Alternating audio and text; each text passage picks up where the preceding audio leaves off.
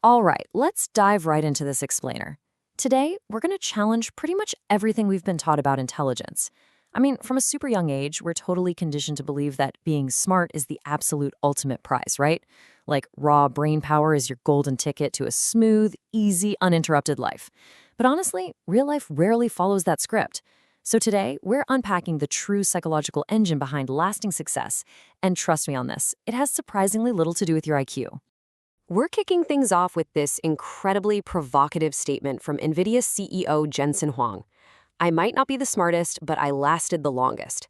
And wow, that instantly shatters the myth that raw brain power guarantees an easy ride. Think about it. Here is a guy leading literally one of the most valuable tech companies on the planet, and his big, defining boast? It isn't about being some untouchable genius. It's about his ability to simply outlast the pain of the journey. Which naturally brings us to a really fascinating question. If intelligence isn't this ultimate impenetrable safety net, why do incredibly capable, incredibly fast-thinking people still totally fall apart when they face a setback? I'm sure you know someone exactly like this. Sharp as a tack, but the very second a real obstacle pops up, their entire mindset just collapses. They start doubting their direction, their skills, and honestly, their fundamental identity. So to figure out exactly why that happens, here's our roadmap for decoding the psychology of resilience. First, we'll tackle the myth of intelligence. Then, building frustration tolerance. Third is developing an internal locus of control.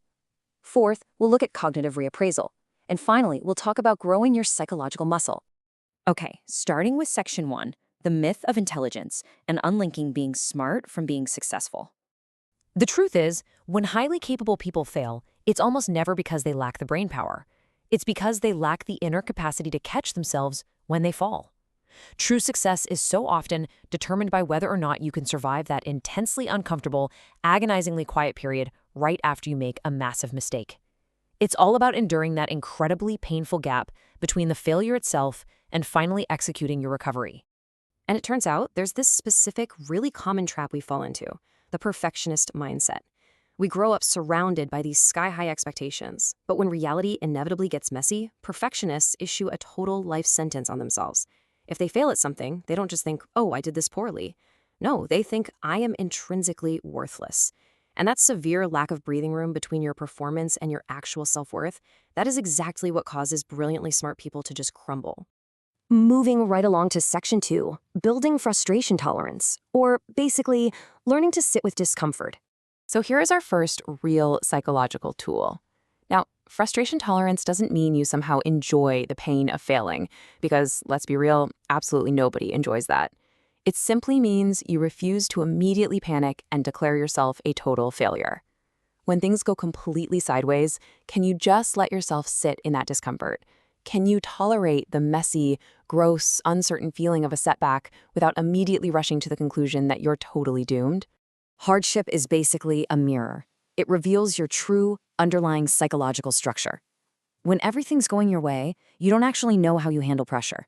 But when you hit rock bottom, your character is completely exposed. Do you run away? Do you point fingers at yourself? Or maybe blame your environment? Or do you steady yourself, take a breath, and calmly ask, all right, what's next? That right there is character, and it is forged exclusively by suffering. Which leads us to section 3. Internal locus of control, and what we're going to call the toilet cleaner's mindset. If you've got a strong internal locus of control, you don't wait around for some fancy title to feel important. You definitely don't let your environment dictate your value.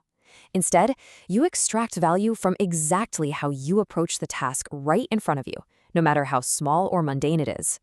These people deeply believe their actions actually matter, which naturally insulates them from being crushed when bad luck or tough circumstances come their way.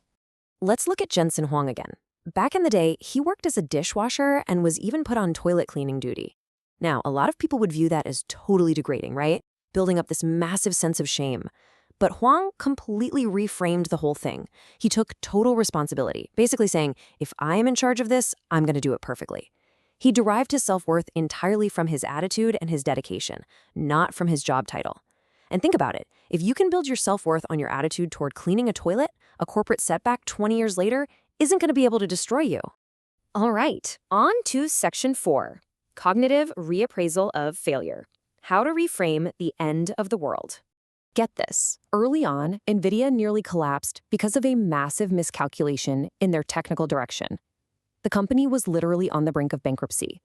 Jensen had to completely swallow his pride, endure some deep, deep shame, and quite literally beg his partners for more time just to save his company.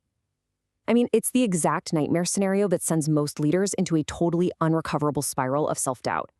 But instead of wallowing in the intense embarrassment of that mistake, he stopped the emotional bleeding by asking himself this one intensely logical, grounding question. Have the basic rules of the world changed? He paused and asked, wait, has the fundamental science changed? Have the needs of the market just completely vanished? And the answer was no. The world was exactly the same. His strategy was just flawed. And that right there, that is cognitive reappraisal in action. It's the exact psychological mechanism that stops a temporary setback from mutating into permanent self-hatred.